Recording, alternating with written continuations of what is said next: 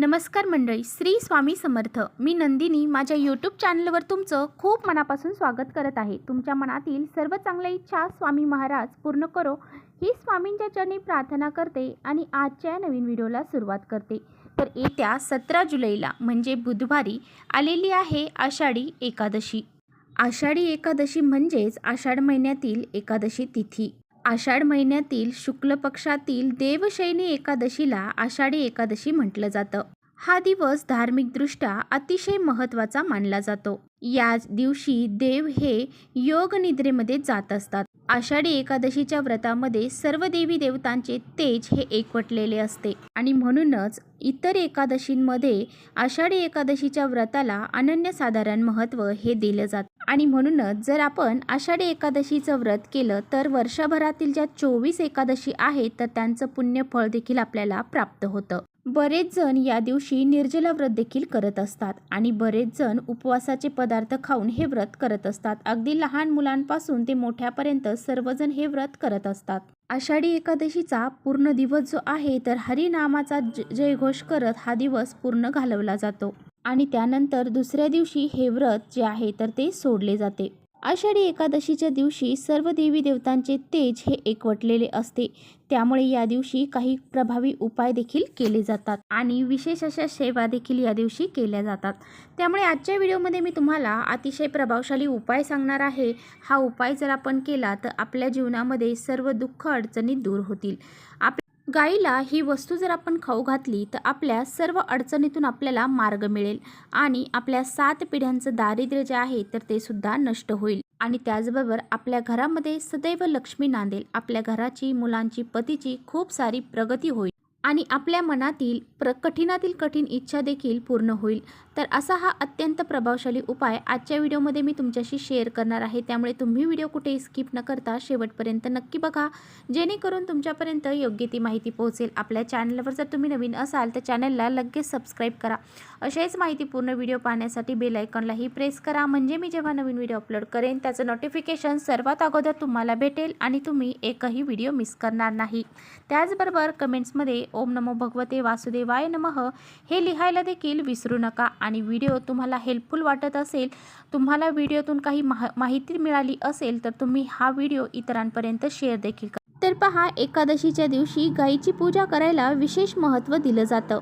गायीला साक्षात माता लक्ष्मीचं प्रतीक मानलं जातं. या एकादशीच्या दिवशी आपण गायीला ही एक वस्तू खाऊ घातल्याने आपल्या जीवनातील सर्व संकट, अडचणी दूर होतात आणि सर्व पाप देखील आपली नष्ट होऊन जातात आणि त्याचबरोबर आपल्या घरामध्ये माता लक्ष्मी ही स्थिर राहते आणि यामुळे आपल्या घरामध्ये कधीही पैसा, धन, संपत्ती कमी पडत नाही. आणि म्हणूनच आपण जर गायीला आषाढी एकादशीला ही एक वस्तू खाऊ घातली तर आपल्या मनातील सर्व इच्छा ज्या आहेत तर त्या 100% पूर्ण होतात. गायीच्या पोटामध्ये 33 कोटी देवी देवता वास करतात असं आपल्या प्राचीन काळापासूनच सांगितलं गेलेलं आहे. या देवतांमध्ये 12 आदित्य, 8 वसु, 8 रुद्र आणि 2 अश्विन असे मिळून 33 होतात आणि म्हणूनच असं हे महत्त्व गायीचं सांगितलं जातं. गायीचा जन्म हा समुद्र मंथनातून झाला आहे. गाय ही विश्वाची जननी आहे. जो मनुष्य गायीला हाताचा स्पर्श करून प्रदक्षिणा करतो आणि गायीच्या चरणाची धूळ मस्तकी लावतो त्याला पृथ्वी प्रदक्षिणामध्ये सर्व तीर्थांमध्ये स्नान केल्याचे पुण्य प्राप्त होते.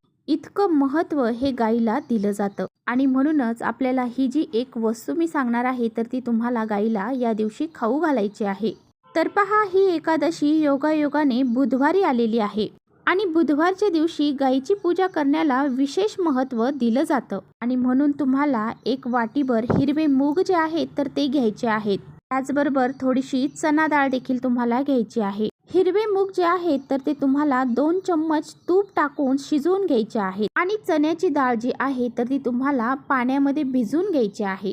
यानंतर तुम्हाला हे शिजवलेले हिरवे मूग एका ताटामध्ये काढून घ्यायचे आहेत आणि त्यानंतर त्यावरती ती भिजवलेली जी चण्याची डाळ आहे तर ती तुम्हाला टाकायची आहे आणि त्यानंतर त्यावरती तुम्हाला एक गुळाचा खडा जो आहे तर तो ठेवायचा आहे. यानंतर तुम्हाला काय करायचं आहे, एक तांब्याचा कलश भरून घ्यायचा आहे. या कलशामध्ये थोड्याशा अक्षदा, हळद, कुंकू तुम्हाला टाकायचं आहे आणि सर्वप्रथम हा जो नैवेद्य आहे तर तो तुम्हाला सर्वप्रथम तुमच्या देवघरामध्ये ठेवायचा आहे। यानंतर तो नैवेद्य तुम्हाला उचलून तुमच्या घराजवळ किंवा जिथे कुठे गाई आहे घेऊन जायचं आहे आणि तिथे गेल्यानंतर सर्वात अगोदर तुम्हाला पाणी जे आहे तर ते गाईच्या पायावरती टाकायचं आहे। गाईला ही हळदी कुंकू तुम्हाला लावायचं आहे आणि ही जी वस्तू आहे तुमच्या उजव्या हाताने तुम्हाला गाईला खाऊ घालायची आहे। खाऊ घातल्यानंतर तुम्हाला दोन्ही हात जोडून गोमातेला प्रार्थना करायची आहे आणि तुम्हाला तुमची जी इच्छा आहे तर ती तिथे व्यक्त करायची आहे। त्याचबरोबर गाईला 11 प्रदक्षिणा घालायच्या आहेत। प्रदक्षिणा घालत असताना ओम नमो भगवते वासुदेवाय नमः या मंत्राचा जप देखील करायचा आहे। यानंतर गाई जर तिथे उभा असेल तर त्या गाईच्या पायाखालची जी माती आहे तर ती माती तुम्हाला थोडीशी घरी घेऊन यायची आहे।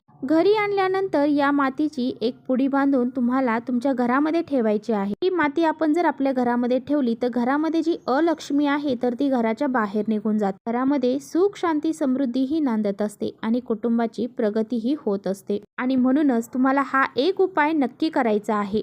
तर तुम्ही हा उपाय करत असताना जर ती गाय बसलेली असेल तर बसलेल्या गायीला तुम्हाला ही वस्तू खाऊ घालायची आहे। बसलेल्या गायीला जर आपण ही वस्तू खाऊ घातली तर आपल्या घरामध्ये सदैव लक्ष्मी ही स्थिर राहते, तसेच धनसंपत्ती जी आहे तर ती वाढत जाते। तर अशा पद्धतीने ही एक वस्तू जी आहे तर ती तुम्हाला गायीला आषाढी एकादशीच्या दिवशी खाऊ घालायची आहे। आता बघा, जर तुम्हाला हिरवे मूग, चण्याची डाळ किंवा गुळ हे खाऊ घालणं शक्य नसेल तर तुम्हाला 5 केळी घ्यायची आहेत। ही 5 केळी तुम्हाला सर्वप्रथम तुमच्या देवघरामध्ये देवी देवतांपाशी ठेवायचे आहे। यानंतर तुम्हाला दोन्ही हात जोडून तुमची इच्छा मनोकामना तिथे व्यक्त करायची आहे। ओम नमो भगवते वासुदेवाय नमः या मंत्राचा 108 वेळा जप करायचा। यानंतर त्यामधले 2 केळी ज्या आहेत तर त्या तुम्हाला गाईला खाऊ घालायच्या आहेत आणि ज्या 3 केळी आहेत तर त्या तुम्ही सर्वांनी घरामध्ये प्रसाद म्हणून खायच्या आहेत। केळी खाऊ घालताना देखील तुम्हाला गाईला हळद कुंकू लावायचं आहे। गाईच्या पायावरती पाणी ओतायचं आहे आणि ही केळी तुम्हाला तुमच्या हाताने गाईला खाऊ घालायची आहे। जर ही केळी खाऊ घालत असताना गाईच्या जिभेचा स्पर्श जर तुमच्या हाताला झाला तर तुम्ही खूप भाग्यवान आहात। तुमच्या जीवनामध्ये नक्कीच काहीतरी आनंदाची गोष्ट ही घडणार आहे आणि आपल्या धनसंपत्तीमध्ये वाढ होते आणि त्यामुळे तुम्हाला असा हा एक उपाय देखील करायचा आहे। जर तुम्हाला या आषाढी एकादशीच्या दिवशी हिरवे मूग, चणा डाळ किंवा केळी हे खाऊ घालणं शक्य नसेल तर तुम्ही हिरवा चारा देखील गाईला खाऊ घालू शकता। वर्षभर आपल्या घरामध्ये पैसाच पैसा अखंड राहील। जर आपले काही सरकारी काम होत नसेल आणि आपल्या घरामध्ये नेहमी संकट येत असतील तर तुम्ही तुमच्या जवळ असणाऱ्या किंवा गोशाळेमधल्या गायांना तुम्ही थोडासा हिरवा चारा हा खाऊ घाला। आता बघा, तुम्ही खूप प्रयत्न केले, खूप गाईला शोधलं पण तुम्हाला गाई भेटलीच नाही तर मग तुम्ही अशा वेळी हा नैवेद्य जे आहे तर तो तुमच्या देवघरामध्ये असणारी जी गाई वासराची जी मूर्ती आहे तिच्या समोर तुम्ही ठेवायचा आहे आणि त्यानंतर तो नैवेद्य घरातील लहान मुलांना तुम्हाला खाऊ घालायचा आहे किंवा इतर सदस्यांनी हा ग्रहण केला तरी सुद्धा चालेल। तर अशा पद्धतीने तुम्हाला हा उपाय करायचा आहे। तर चला इथेच थांबवते। माझा व्हिडिओ आवडला असेल तर नक्की लाईक करा। चॅनलवर नवीन असाल तर चॅनलला सबस्क्राईब करा। परत भेटूया अशाच छानशा व्हिडिओसोबत। तोपर्यंत श्री स्वामी समर्थ।